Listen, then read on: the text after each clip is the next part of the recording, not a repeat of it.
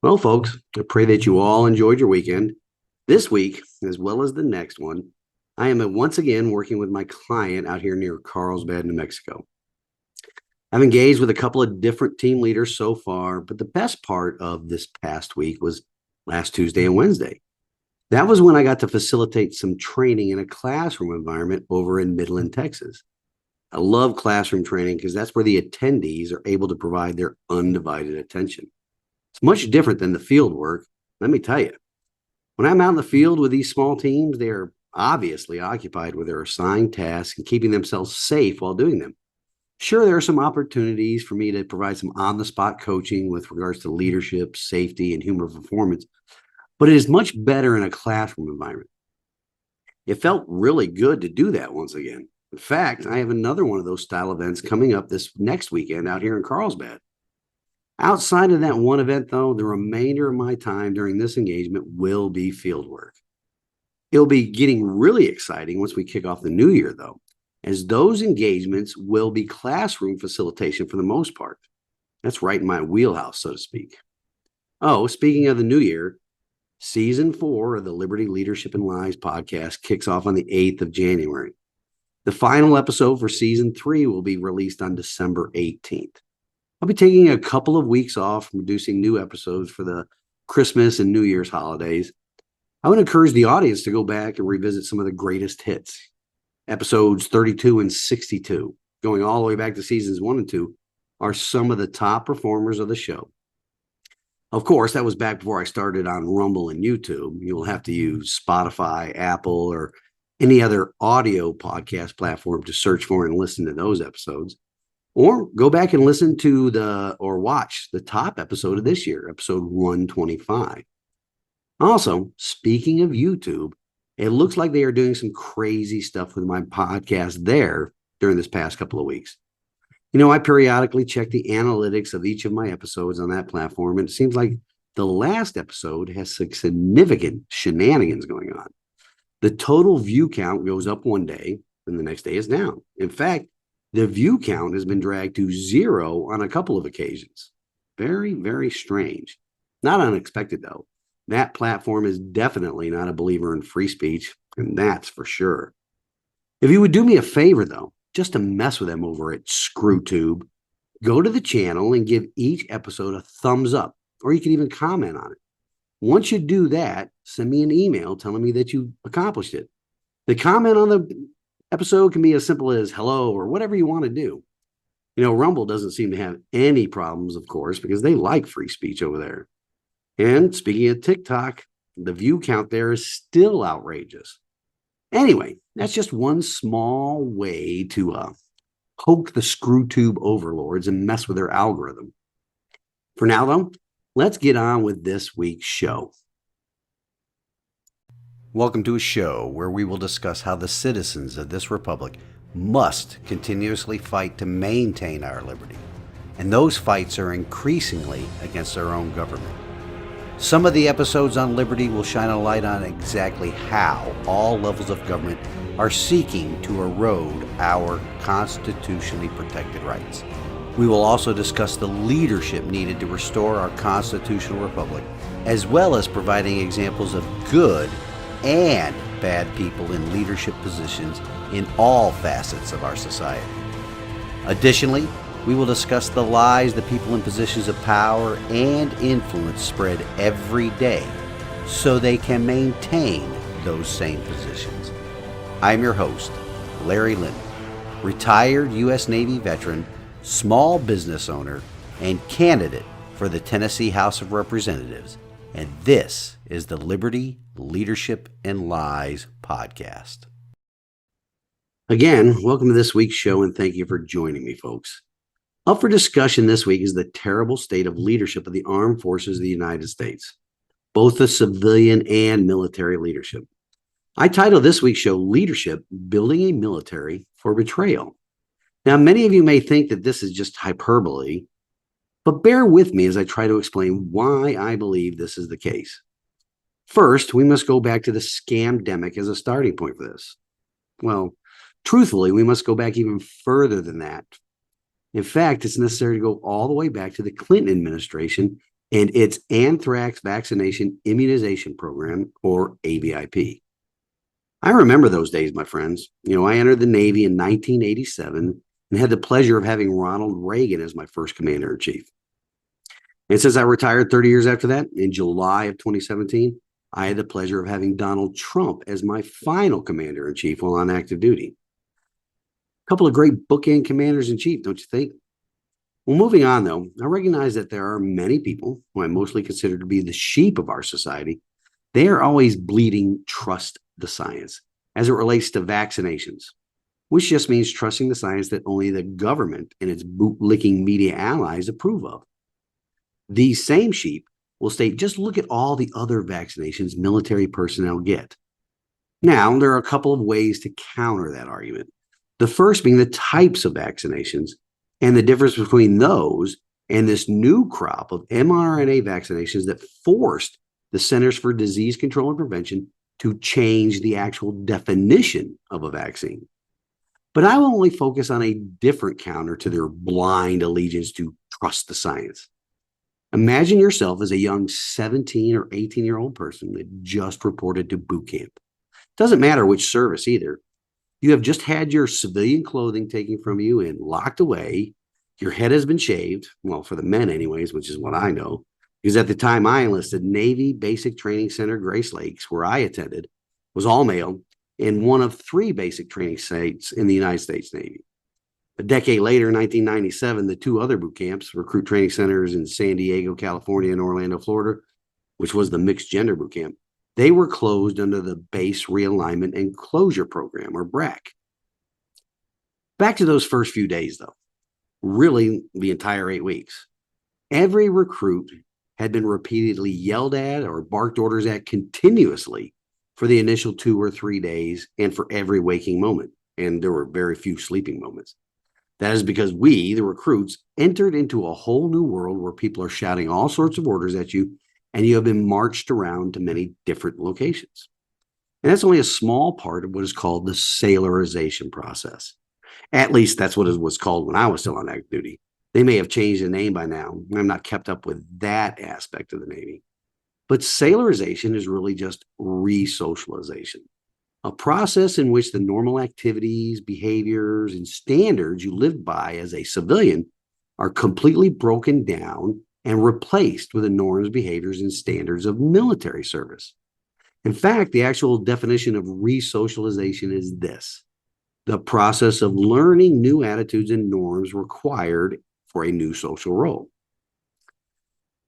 When I used to provide training on sailorization or re-socialization in my final years in the Navy, I would always joke about how there are only 3 types of organizations that do that very well, because frankly, it's necessary. The first one, of course, is military organizations. The next 2 should really grab your attention, though. They are mental hospitals and prisons. I'm sure you can see why each of these organizations must re-socialize everyone that enters into their domain. Can't you? I used to quip that sailors have something very basic in common with criminals and lunatics. Anyway, one of the many places the group of young men I was part of were marched to was medical. It's a place where you were stripped down to your skivvy drawers and for a physical examination. And then you were told to walk through this line, I called it the gauntlet, where corpsmen and even some civilian medical personnel are administering a whole slew of those vaccinations. Everybody walked down this gauntlet of air guns. Really, they were just called jet injectors and people with needle syringes. They were full of these vaccines. I guess the jet injectors are no longer used because of the risk of cross-contamination associated with them. But much like the gist of trust the science, jet injectors that pumped me full of vaccines back in the 80s were accepted science at the time, but not any longer. Getting back to it, though, sometimes it's hard to remember all the details for me because that's going back to 36 years ago. There are some things I do remember quite vividly, though. And the key thing was that the recruits had to follow every order given, or else we would face some sort of disciplinary action, followed up by a bus ticket home with a dishonorable discharge. At least that's what we were all told at the time. I came to know differently after being in the service for a longer period of time, but nobody wanted that, not one bit. There was also the humiliation factor of being seen as weak in front of our peers. At the time of this mass inoculation during boot camp, I do not remember a single sailor refusing, yet alone questioning, any of the various vaccines being injected into them. Nor had I heard about any of the new recruits refusing to do so from other companies. So that's the way that it was. We all, as scared and very intimidated young recruits, followed orders and got our vaccines. It wasn't about trusting the science at all. It definitely wasn't about informed consent either. So the sheep that bring up the fact about how many in the military willingly accepted their vaccines do not take that into account at all. Probably because none of them have ever served in the military, and most especially never served in the 80s at the height of the Cold War with Ronaldus Maximus as their commander-in-chief. Sheep don't want to become sheepdogs. They just enjoy the comfort and protection the sheepdogs provide. The reverse is true as well. Sheepdogs do not want to become the sheep. Please keep that in mind, both for the backdrop of the military vaccine stories we're going to talk about with regards to anthrax and COVID-19, and the role they have played in building a military for betrayal. As well as when people that bring up the quote-unquote acceptance of vaccines by military personnel, those people, for the most part, never served because they will always be sheep. Now, don't get me wrong. I know many people that served during the COVID-19 scamdemic or are still serving. I've spoken with a lot of them, and a vast majority of them accepted reluctantly the shot because of the choices presented to them. Get the vax or get out. That presents a huge dilemma for the sheepdog. They understand their role in society and willingly accept the risk so they can maintain their position as the sheepdog. The fear of getting kicked out of their pack and relegated to the role of protected vice protector overcame their hesitancy in accepting this experimental emergency use authorization vaccine that current data is showing has long-term detrimental effects on their health. I'm going to take a quick break here before I come back and discuss the differences and similarities surrounding the circumstances of the Armed Forces anthrax and COVID vaccination programs. And with that, I'll be right back.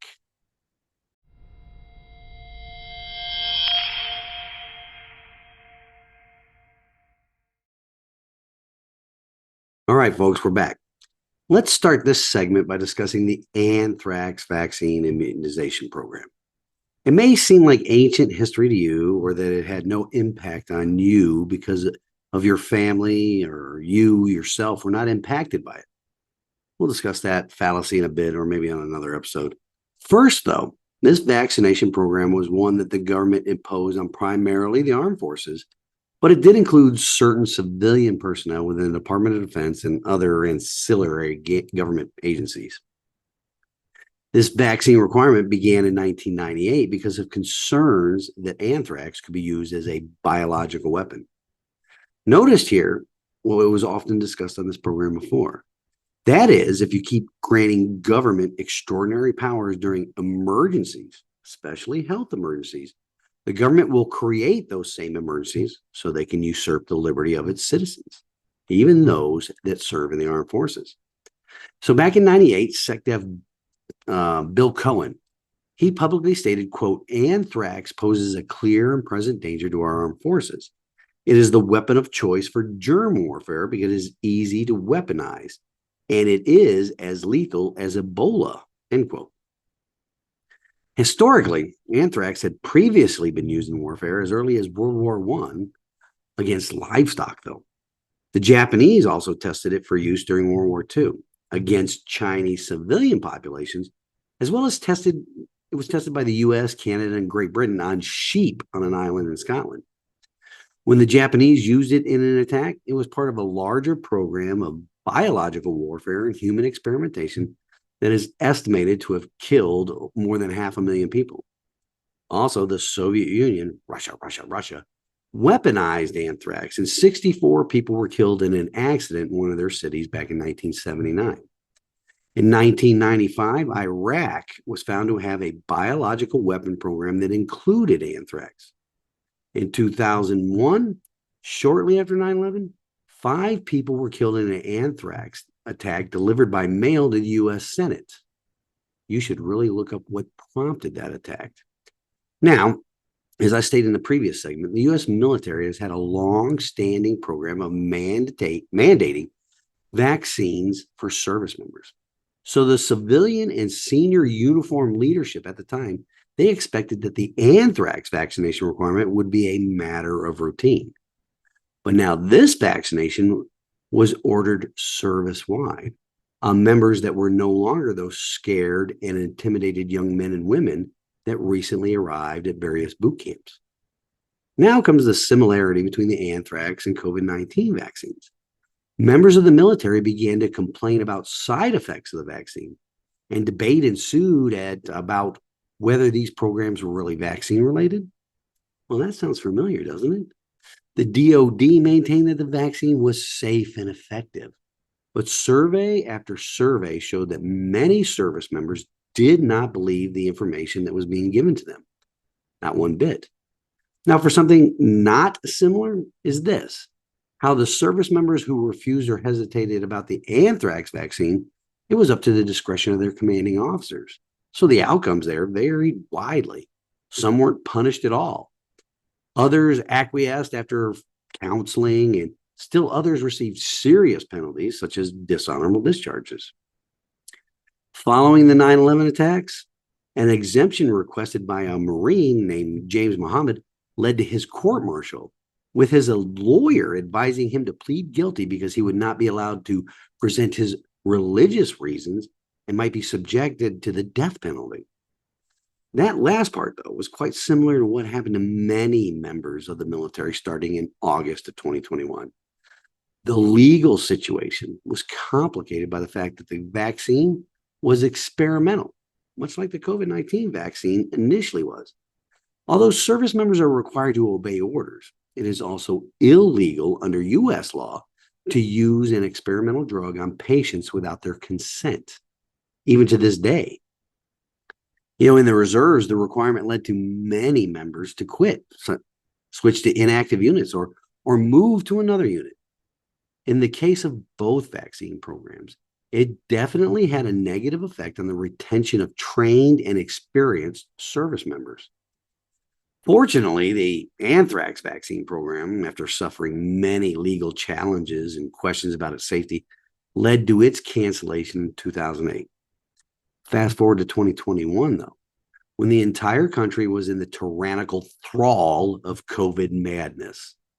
Once again, uniformed and civilian military leadership imposed a mandatory vaccine for all active duty and guard service members. Of course, the young service members at their respective boot camps would not question what was being injected in their bodies, much like it happened to me back in the 80s.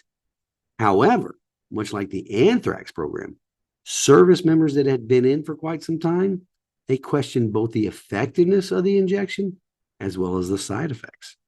Service members started refusing the vaccine and were subjected to disciplinary action, up to and including being drummed out of the service. Active duty and guard members that submitted religious exemptions had those same requests ignored by leadership. Livelihoods were destroyed and military readiness suffered. It has suffered in more ways than one as well, especially now that the facts are coming out about the adverse side effects to the mRNA injection. But what is really telling is that the military's response to the so-called vaccine hesitant members of the armed forces is a two-pronged effect.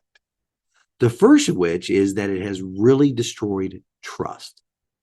Now that the facts about the jab are coming out, many of those who trusted that leadership was doing the right thing by strictly enforcing the vax mandate, they are waking up to the fact that their trust was betrayed.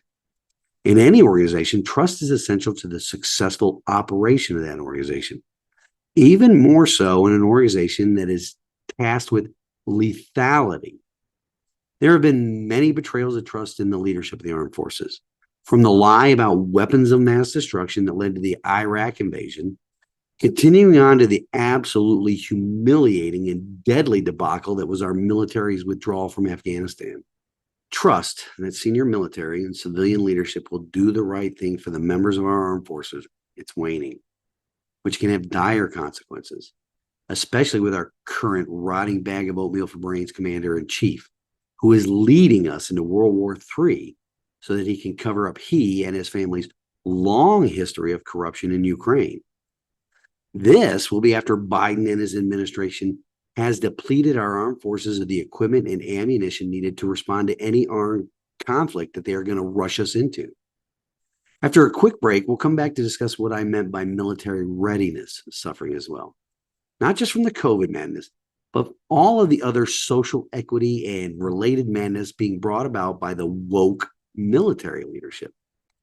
All that and how I believe it is leading us to the point where both the uniform and civilian military leadership is building a military here in the United States of America that will betray their oaths to the Constitution and betray the citizens of our republic. So I'll be right back after this brief pause.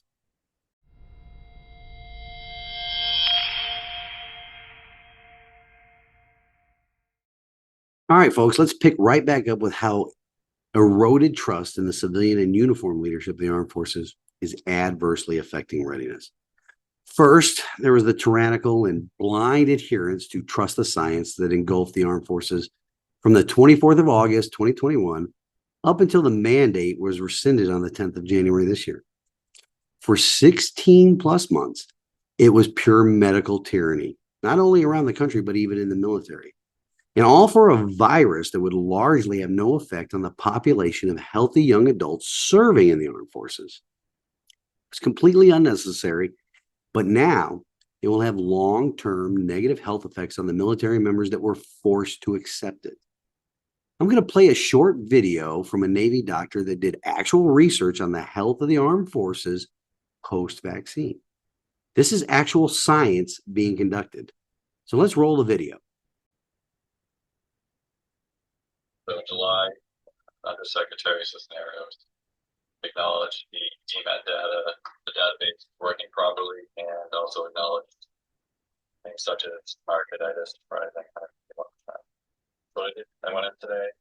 I did the same thing, 5-year average. However, I'm comparing it to 2022, and I only using fixed wing pilots and helicopter pilots active duty. So we get hypertensive disease, 36%. Ischemic heart disease, 69%. Pulmonary heart disease, 62%. Heart failure, 973%. Other forms of heart disease, 63%. Cardiomyopathy, 152%.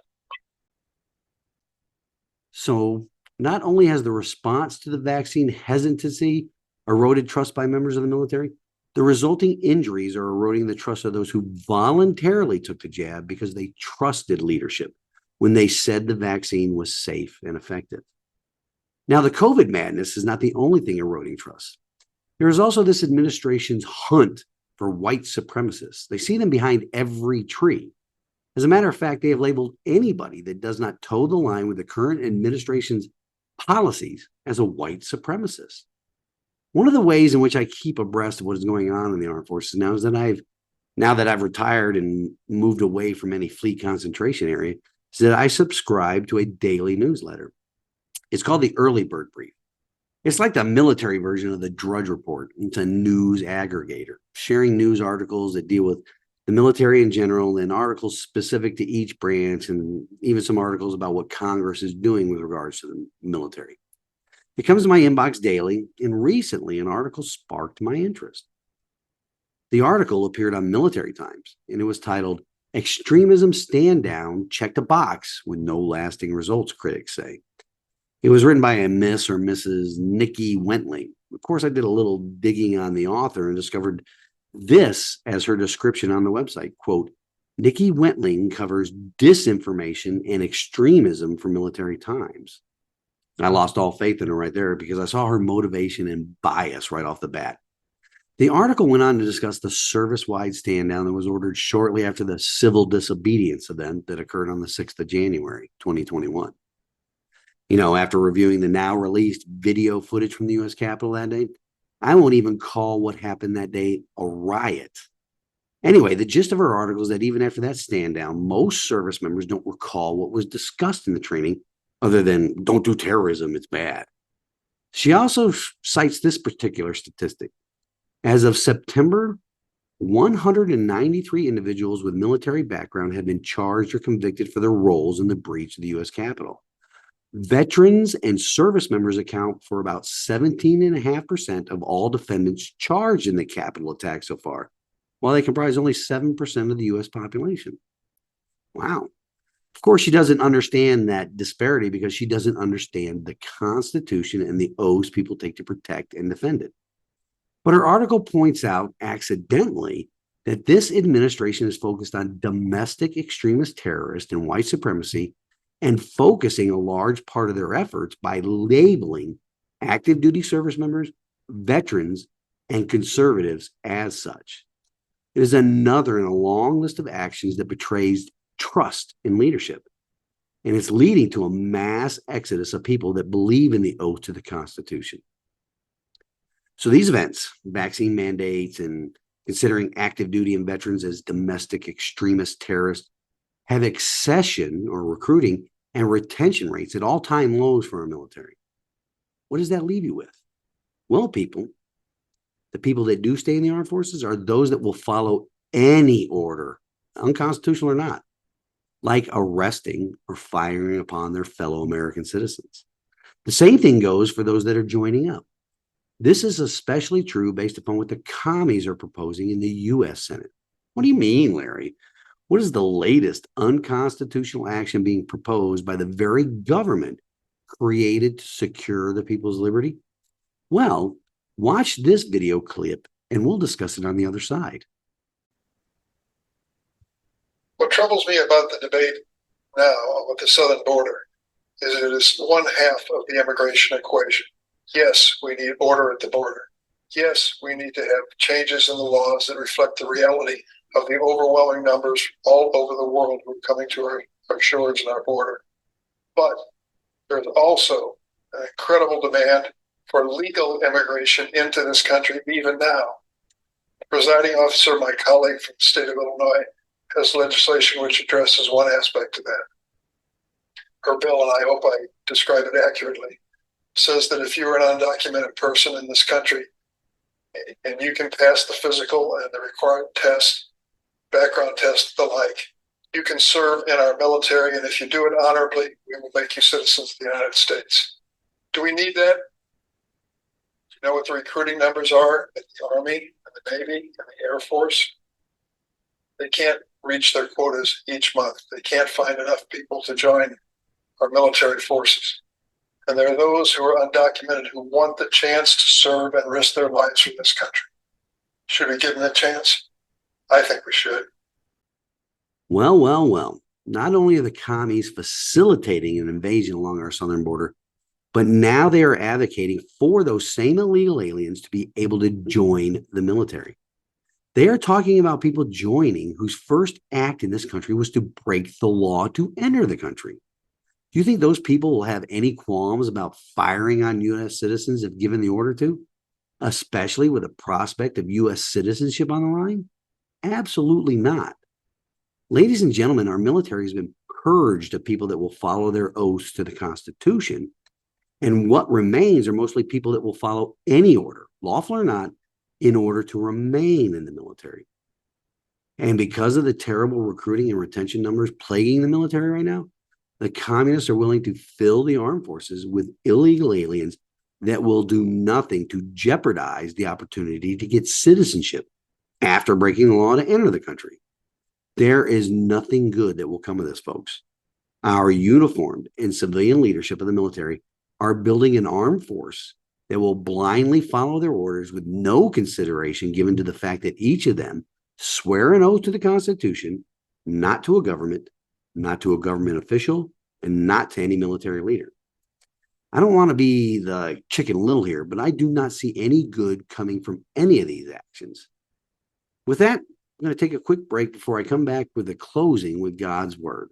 So stay tuned. We'll be right back.